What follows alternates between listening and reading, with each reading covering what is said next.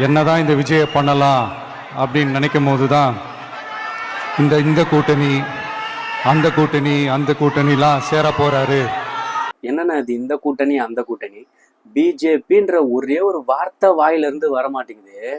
மூச்சுக்கு 300 தடவை DMK DMK டிஎம்கேன்னு மட்டும் தான் சொல்ல தெரியுமா? எப்ப அந்த கரூர் வழக்கு சிபிஐ கையில போச்சோ அப்பவே நம்ம அண்ணன் பிஜேபின்னு ஒரு கட்சி இருக்கிறதே மறந்துட்டாரு. பிஜேபின்னு ஒரு கட்சி அதிமுக கூட கூட்டணியில தமிழகத்தை ஆள துடிச்சிட்டு இருக்குன்றதே மறந்துட்டாரு. தமிழ்நாட்டிற்கு நிதி பகிர்வில் தொடர்ந்து அநீதி நடக்குது. மும்மொழி கொள்கையை நம்ம ஏற்காததுனால நமக்கு வர வேண்டிய கல்வி நிதியை விடுவிக்கல. 100 நாள் வேலை திட்டத்திற்காக வர வேண்டிய நிதியும் வரல. மதுரை மற்றும் கோயம்புத்தூர் மெட்ரோ ரயில் திட்டத்திற்கு அனுமதி தரல. பேரிடர் மேலாண்மை நிதியும் தரல. ஜிஎஸ்டி இழப்பீடும் வரல.